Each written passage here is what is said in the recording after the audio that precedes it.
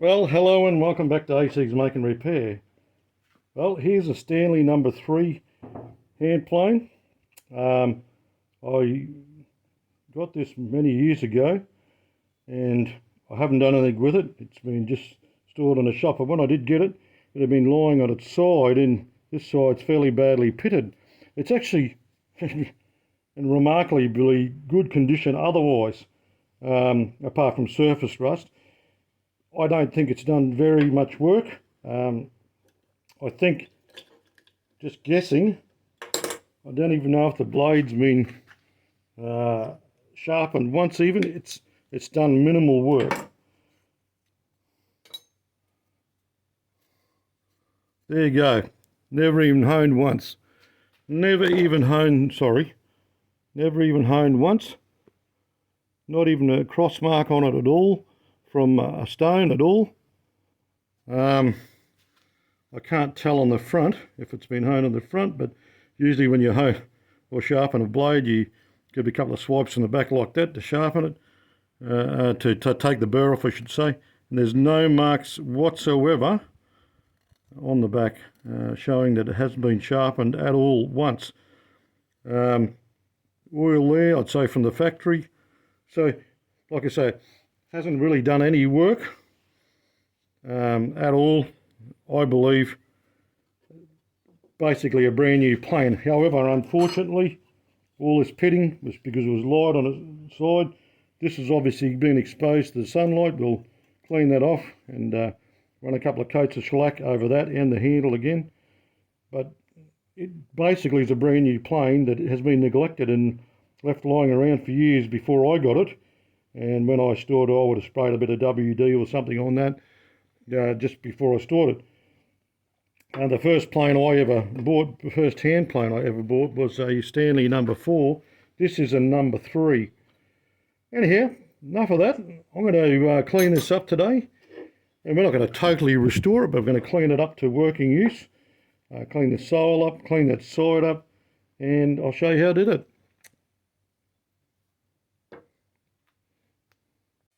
Okay, so the first thing we're going to do is disassemble the plane. Now what I'll do is quickly reassemble it just to show you the takedown process again. I use the lever cap to undo that. That's very common to do that. Alright, so there we have our assembled plane. Okay, so we just lift the cam. This is called the lever cap. Okay, take out the plain blade. This is the chip breaker that goes in the front. Undo that. You can use a screwdriver or the lever cap. Slide it down to there. Take that apart. For the knob, let's see. Yeah, that'll come undone by hand on this one. Just push it down gently. Okay, that's the knob off. Now I will take the rear handle off, but I will leave the frog. This is part here, it's called the frog, with the lateral adjustment on it. It's also got the depth adjustment wheel on it. I'm going to leave that on because look, literally from the top side here, it's quite good. It's still got the original paint, all that sort of stuff. It's just still in clean condition. Okay, so we undo the handle with this long screw that goes right through. Actually in this one, there you go. There we go, we can get that off. It's another one of those brass nuts that go on top. I'll separate those two so we don't mix them up. I don't think there's any difference. So there we have our plain body and with the frog still intact. I'm going to give that a clean up with some solvent now and get that back to clean. But before I do that, I'm going to take it up to the wire wheel and just clean that off on the wire wheel. I'm not going to give it a hard scrub with the wire wheel. I don't want to damage it in any way, but I do want to clean it up. The sole on this doesn't look crash hot. Just eyeing it, it looks like it's been dropped or whatever in this corner, but it hasn't been marked, so maybe it's just the way the rust's making it look, because that side's dead straight. That side by eye is good too, but just on the edge, when you look on the edge, it looks like it's diving off, but it's not, obviously. Alright, I'm just going to take that bolt out there, And that bolts out there, and I'll go and clean that up now. I'll show you that too.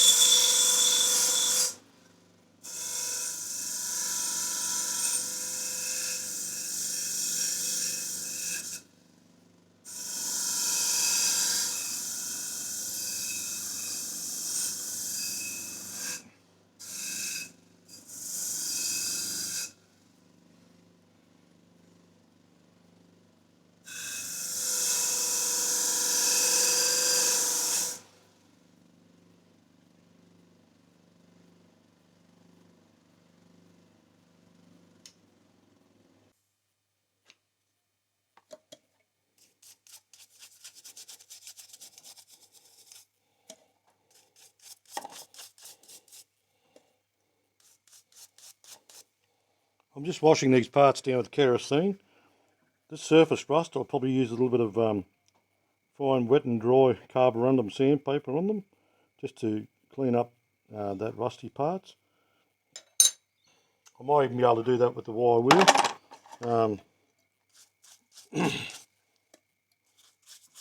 I just don't want to use something too aggressive.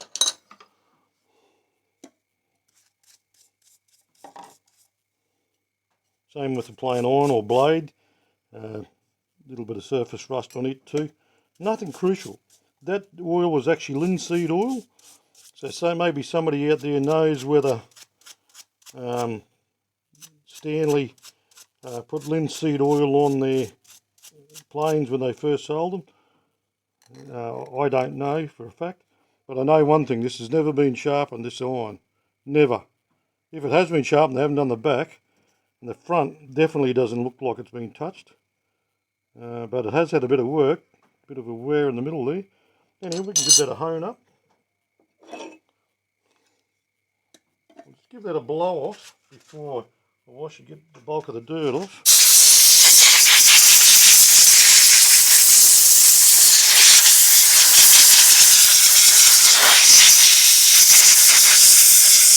It's actually quite good condition inside or in the frog, etc.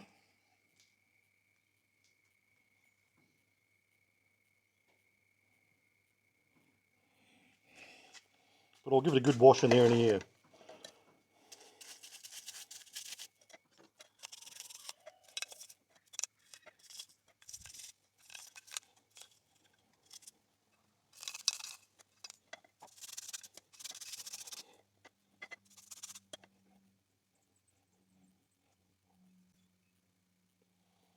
I might take that frog head. I noticed a bit of surface rust on it, but I don't know how I'm going to clean that off anyhow, because that lateral adjustment's going to get in the road. So I might, yeah, I don't know about that. That might be just a bit of,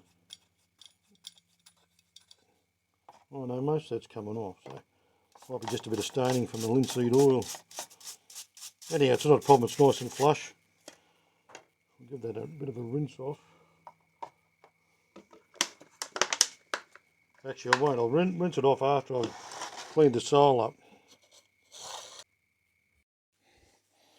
So I gave the bulk of that really rusty stuff on the top of the blade or the iron a bit of a wire brush with a fine wire brush wheel that I've got on a grinder up there.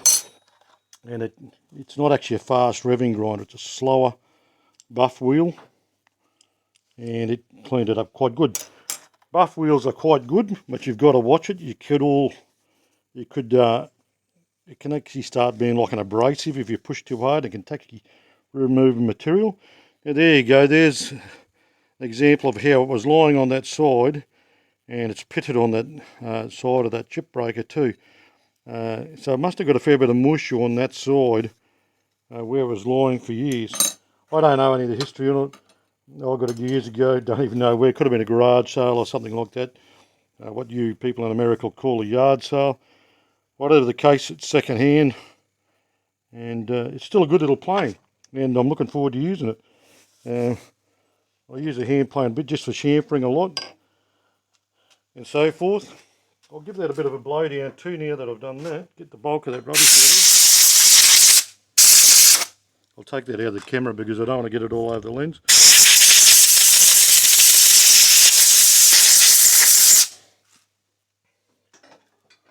Alright, so now I'm going to proceed.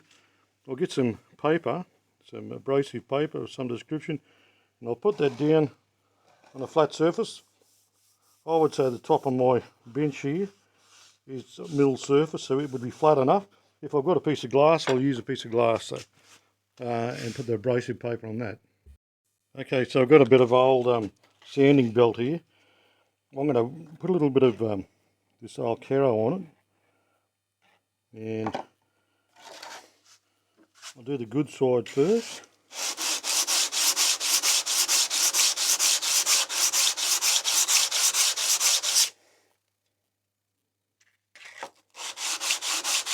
Just the glass keeps it nice and flat, beautiful and flat.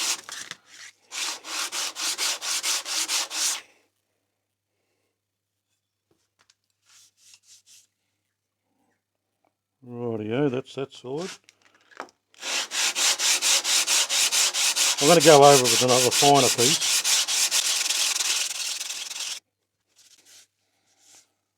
Now you can see the extent of all the pitting.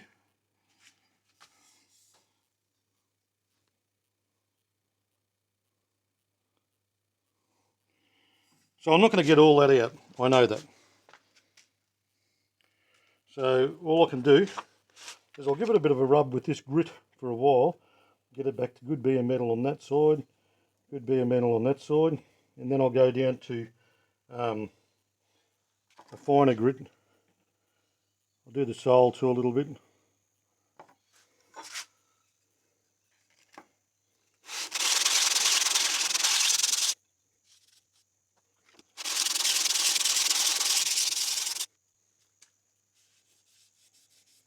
Oh, it's not too bad. A little bit of a hollow in the middle there. That's not a problem. I'm going to do the sole a little bit now.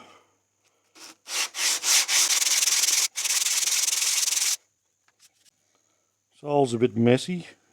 Bit of pitting there, but a bit of a scratch mark there too. But I think it'll come up okay.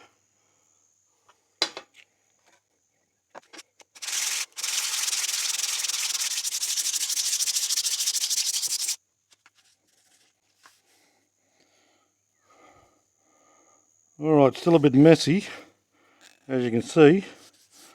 Not exactly what you'd call flush. So I'm going to go down the grit now. I won't stay at that heavy grit. I'll go for a finer grit now. Okay, so this is 240 abrasive paper, and it's quite good for what we're going to be able to do here now. So I've cleaned off the glass. I'll put it down flat. I'm going to use some fresh kerosene this time. Before I do that, I'll give the plane a good wipe over and make sure all the grit's off it, because we don't want anything to make it ride out of flat.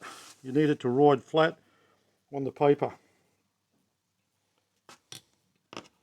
So I might do the sole first this time, as it's the most important part of the plane in the sense of to run true.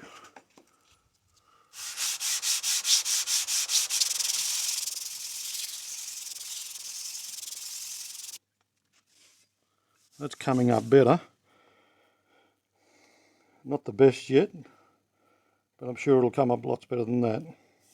We may not get all that out, and I don't want to sit here rubbing for hours to get it all out either.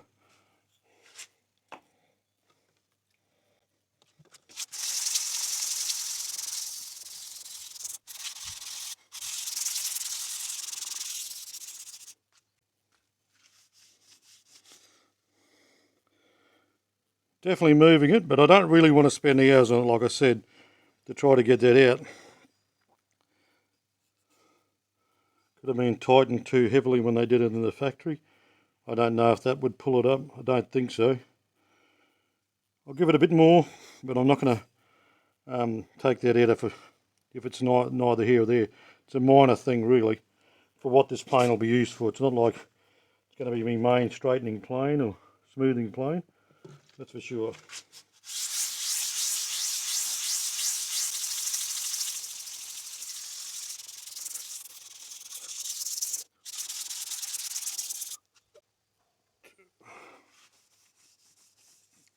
There we go, still got that part there. I'm not going to worry about that little bit.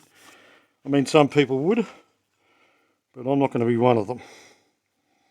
I might actually give that a little bit of a light wire buff to get that scum off it, just in case there is a bit of scum riding it, and we'll give it another once over.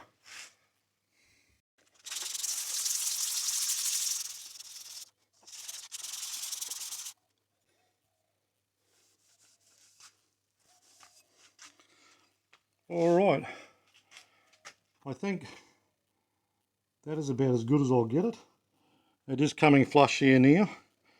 I don't want to wear it any more than I have to. And now I'll do the sides.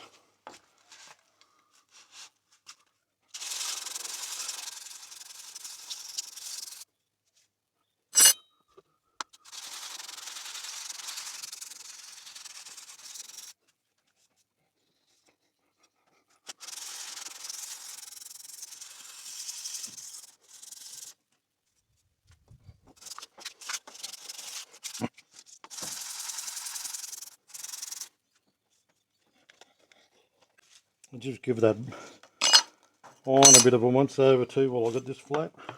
Oops.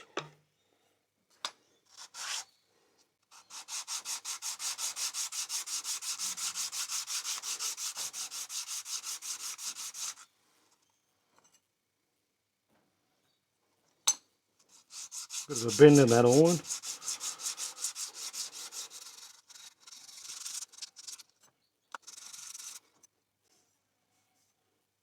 I think I'll have to use a smaller piece.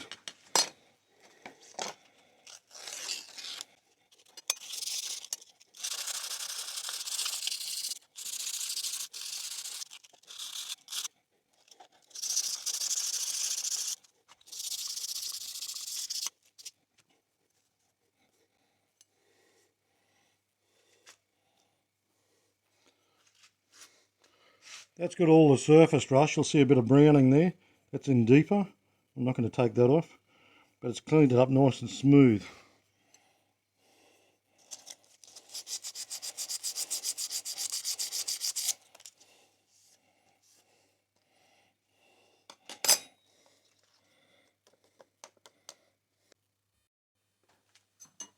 Okay, so we're just going to give it a bit of a light hone. Won't take much, I'm sure of that. So just find the flat, bring it up a whisker.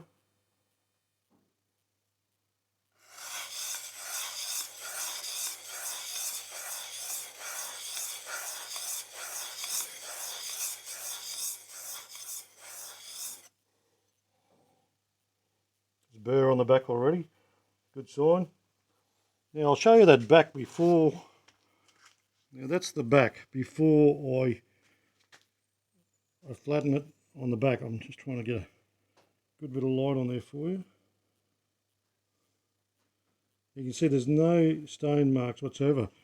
So now I'll put it on there and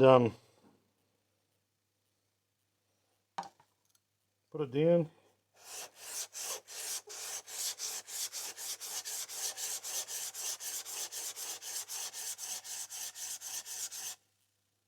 Lift it up. Give it a bit of a wipe off. Yep, nice and sharp. I'm going to go down a finer grit on that too. I'll go and get my finer stone.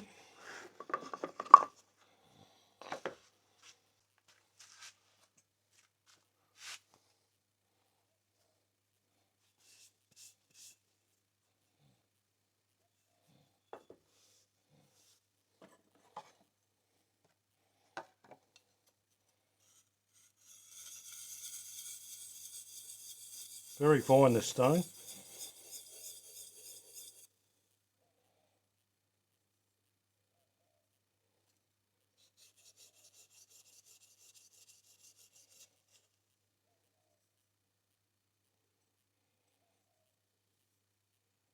Nice and sharp, right to the edges. All right, that's how the iron done. Now for reassembly.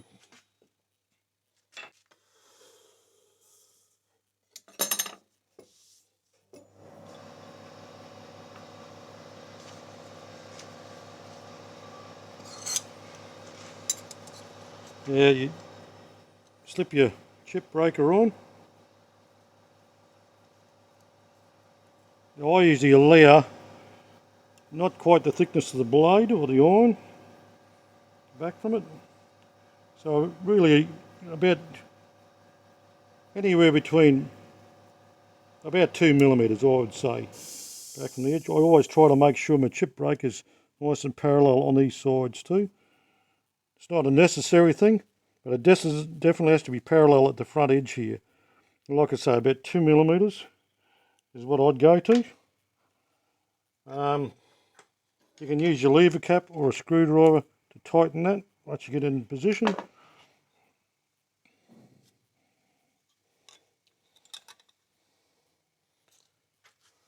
Okay, so lever cap goes back on.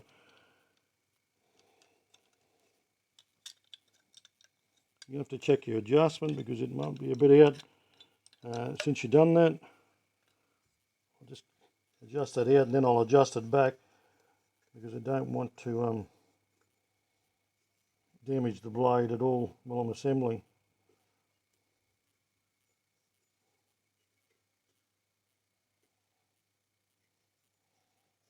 Alright, beautiful. Right, that's adjusted back. Now for the handles, I've just got to clean them up.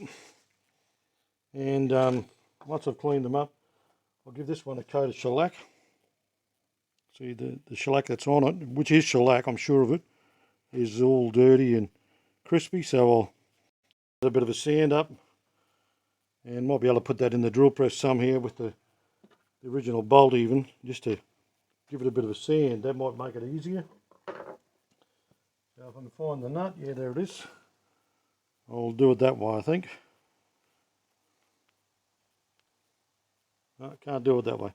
I'll have to get a 1/4 inch bolt and put through it. Just to sand that off, get rid of all that old shellac. Once I've done that and sanded it up, I'll give both of them a coat of shellac. This one here is not too bad. I'll give them another coat. And I'll show you that too.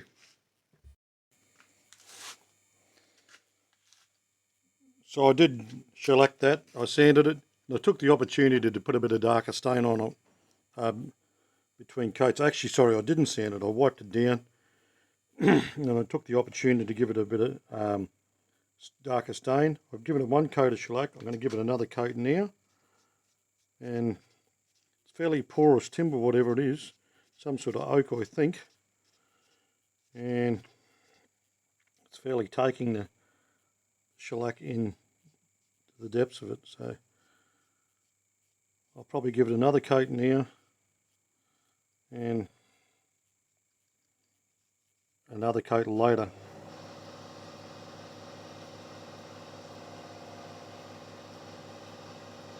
It'll probably take several coats to get a bit of a gloss on it and to seal it good.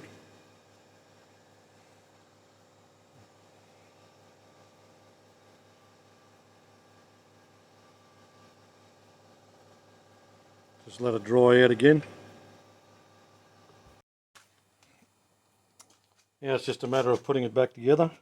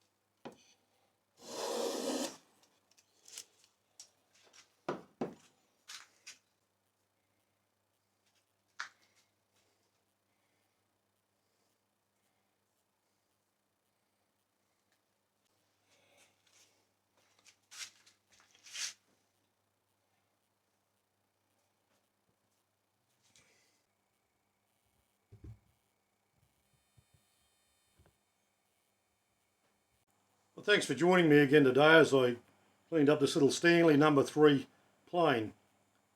I think it came up pretty good myself.